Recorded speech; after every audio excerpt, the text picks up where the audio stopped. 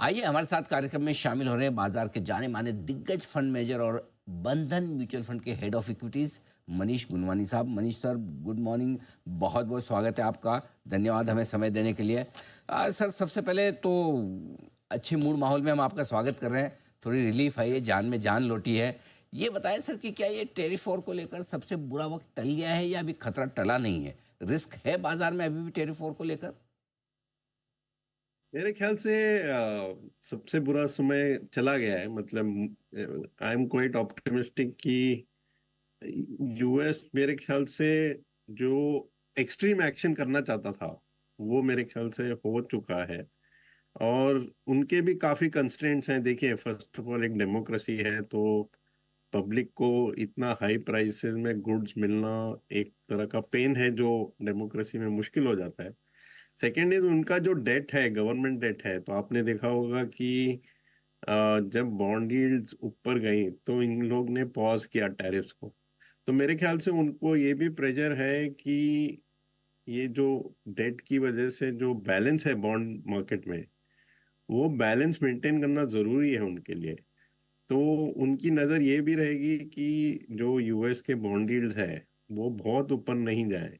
तो अगर बहुत टर्बुलेंस होगा मार्केट में, अगर इकोनॉमी में बहुत ऊपर नीचे होगा, तो उनको ये डर रहेगा कि बॉन्ड यील्ड्स बहुत ऊपर जाएंगी और उनका डेट लेवल इतना हाई है, फिस्कल डेफिसिट इतना हाई है, गवर्नमेंट डेट इतना हाई है कि अगर बॉन्ड यील्ड्स ऊपर रहेंगी तो इनका इंटरेस्ट कॉस्ट बहुत बढ़ जाएगा। तो मेरे ख्याल से उनके भी कंस्ट्रेंट्स हैं। तो मेरी उम्मीद ये है कि जो अपन ने वर्स्ट न्यूज़ देखा है टैरिफ्स का, वो हो गया है। चलो, ये अच्छी बात है कि जो सबसे बुरा समय था टेरिफ का वो निकल चुका है और उस हिसाब से अब जो चीज़ें होंगी थोड़ी बेहतर होनी चाहिए। भारतीय बाजार में आपको क्या कुछ पॉजिटिव्स नज़र आ रहे हैं जिससे लगे कि हाँ, पैसा लगाने का सही समय है? अनिल जी, मुझे लगता है लास्ट 3 महीने में इंडिया के लिए काफी बड़े पॉजिटिव्स हुए हैं। देखिए, फर्स्ट ऑफ ऑल यूएस की जो पॉलिसी है, वो जो करना चाहते हैं वो इन अ वे इंडिया के लिए भी अच्छा है। क्योंकि उनका एम ये है कि first of all manufacturing China में कम हो, तो थोड़ा ऑनशोर होगा यूएस में, बट दूसरे कंट्रीज को बेनिफिट हो सकता है जिनका टैरिफ चाइना से काफी कम है। जैसे लग रहा है कि इंडिया को जो टैरिफ लगेगा वो चाइना से काफी कम रहेगा, तो मैन्युफैक्चरिंग जो इंडिया में है उसके लिए काफी बेनिफिशियल हो सकता है। सेकेंड बात ये है कि हमने देखा है कि आरबीआई काफी डविश हो गया है, काफी प्रो ग्रोथ हो गया है। मतलब चाहे रेट कट देखें या लिक्विडिटी इंजेक्शन देखें या जो वर्बल कमेंट्री है, वो काफी एनकरेजिंग है ग्रोथ के लिए। तीसरी बात ये हुई है कि क्रूड प्राइस नीचे हो गया, जो हमारा सबसे बड़ा इंपोर्ट है। और चौथी बात, लिक्विडिटी के लिए ये भी अच्छी बात है कि डॉलर वीक हो गया है। तो यूएस पॉलिसी में मेरे ख्याल से उनको भी ये चाहिए कि डॉलर थोड़ा वीक हो, क्योंकि उनको मैन्युफैक्चरिंग एनकरेज करना है। तो ये सब काफी बड़े पॉजिटिव्स हुए हैं लास्ट 3 महीने में, जिसकी वजह से मुझे लगता है कि इंक्रीमेंटली मार्केट में थोड़ा पॉजिटिव व्यू रखना चाहिए अभी। बिल्कुल ठीक बात है। तो भारतीय बाजारों पर थोड़ा पॉजिटिव व्यू रखना, ये होगा आपके लिए बेहतर। काफ़ी कुछ पॉजिटिव्स होते हुए दिख रहे हैं। ये बताएं सर कि ऐसे में जो फिर से, वैसे आप जैसे लोकल फंड तो दमदार खरीदारी कर ही रहे हैं, एफआईज भी अब वापस से ऐसा लग रहा है कि थोड़े संकेत शुरुआती मिले हैं, लौटने की कोशिश कर रहे हैं। क्या समझा जाए, क्या फंड फ्लो ग्लोबल मार्केट से भी अब पॉजिटिव हो सकते हैं, स्पेशली जिस तरह का अमेरिका का माहौल है उसको देखते हुए? क्या भारतीय बाजारों में एफआईज का पैसा आने की उम्मीद रखनी चाहिए? हाँ, मुझे लगता है, देखिए फर्स्ट ऑफ ऑल जब भी डॉलर गिरता है, एक टेंडेंसी होता है पैसा को, सबसे ज्यादा पैसा डॉलर में होता है। तो जब डॉलर से पैसा निकलता है, क्योंकि डॉलर परफॉर्म नहीं कर रहा है, तो वो पैसा दूसरे कंट्री जो डेवलपिंग कंट्रीज में जाता है। तो लास्ट 1-2 महीने में डॉलर 8-10% से गिरा है। जो हम डॉलर इंडेक्स देखते हैं, जो डॉलर स्ट्रेंथ का रिफ्लेक्शन है, वो 110 से ऑलमोस्ट 100 हो गया है। तो वो माहौल में नेचुरल है कि जो दुनिया का कैपिटल है, सबसे ज्यादा वो डॉलर बेस्ड है, वो दूसरे एवेन्यूज ढूंढेगा। तो मेरे ख्याल से इंडिया ऑब्वियसली अपना current account deficit, inflation, growth, ये जो बड़े मैक्रो नंबर्स हैं, वो मैक्रो नंबर्स को आप देखेंगे तो काफी अट्रैक्टिव लगेगा। तो मुझे काफी उम्मीद है। मे बी मुझे क्या लगता है कि इक्विटी से ज्यादा मे बी डेट, एफडीआई में पहले पैसा आएगा, क्योंकि इक्विटी में ऑब्वियसली अपना इंडियन मार्केट का मल्टीपल थोड़ा हाई रहता है। बट जनरली इंडिया में फॉरेन कैपिटल मेरे ख्याल से काफी हेल्दी तरीके में आएगा। अच्छा पैसा आने की उम्मीद आप भारतीय बाजारों के लिए लेकर चल सकते हैं।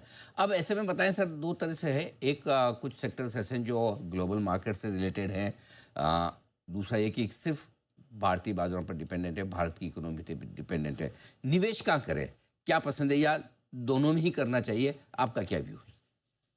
देखिए, मैं ना ग्लोबल कंपनीज को दो भाग में डिवाइड करता हूँ। जो यूएस सेंट्रिक है, जैसे आईटी सर्विसेज है, थोड़ी फार्मा कंपनीज है, और थोड़े जैसे मेटल्स हैं, ग्लोबल ऑटो कंपनीज हैं जो ज्यादा यूरोप चाइना पे डिपेंडेंट है।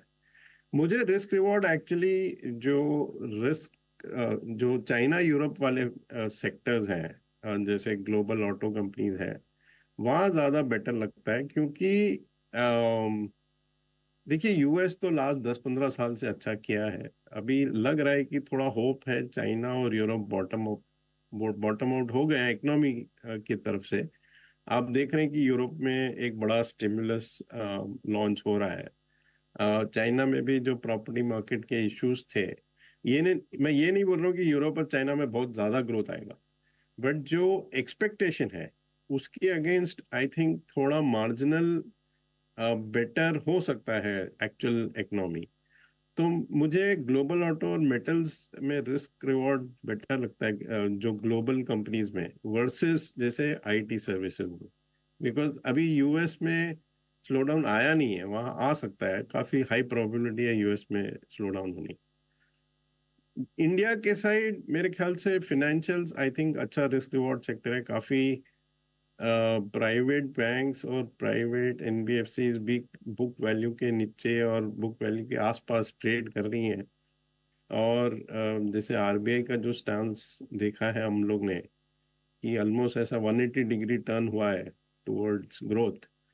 तो मुझे लगता है इंडिया साइड ज्यादा एक्सपोजर होना चाहिए। उसमें फिनेंशियल ठीक लग रहा है, और मैन्युफैक्चरिंग भी, जो अगर चाइना का जो टैरिफ है और अपना जो टैरिफ है उसमें अगर 30-40-50% का डिफरेंस रहेगा, तो मेरे ख्याल से थोड़े मैन्युफैक्चरिंग सेक्टर पे भी फोकस रखना चाहिए इंडिया में। इंडिया के सेक्टर जो मैन्युफैक्चरिंग वाले हैं वो अच्छा कर सकते हैं। ऐसे में सर, जो म्यूचुअल फंड इन्वेस्टर्स है, उनके लिए इस तरह के माहौल में कौन से फंड्स आपको लगता है ज़्यादा अच्छे हैं? किस तरह के फंड्स में पैसा लगाना चाहिए? देखिए, मुझे तो लगता है कि अगर जो पेशेंट इन्वेस्टर है, जो 4-5 साल रख सकता है पैसे विदाउट कोई लिक्विडिटी की रिक्वायरमेंट की वजह से, उनके लिए तो स्मॉल कैप और जैसे थीमेटिक फंड है, जिसमें ग्रोथ अच्छा है, या फाइनेंशियल सर्विसेज हो, इनोवेशन हो, वो ऐसे फंड्स, अगर जो पेशेंट इन्वेस्टर है, जिसके पास, जैसे मैंने कहा कि 4-5 साल रख सकते हैं पैसा आराम से, उन, बिकॉज मेरे ख्याल से इंडिया में इतना चेंज हो रहा है इकोनॉमी, ग्लोबली ऑल्सो बहुत डिकेड्स के बाद एक नया रिजीम शुरू हो रहा है। तो इसमें जो विनर्स रहेंगे वो इनिशियली स्मॉल कंपनीज रहेंगी।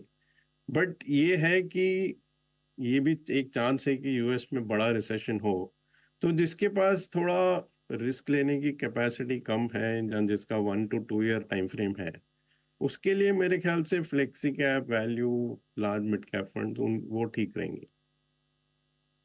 ओके, तो ये आपके लिए म्यूचुअल फंड इन्वेस्टर्स के लिए भी राय मनीष सर की तरफ से आती हुई। सर, बहुत बहुत धन्यवाद आपका। आपने सारे सवालों के जवाब दिए और एक डायरेक्शन दिया हमारे दर्शकों को कि किस तरह से इस बाजार को अप्रोच करें इस वक्त निवेश के लिए। से thank you so much sir. जल्द आपसे फिर होगी मुलाकात बाजार 23-300 पर। थोड़ी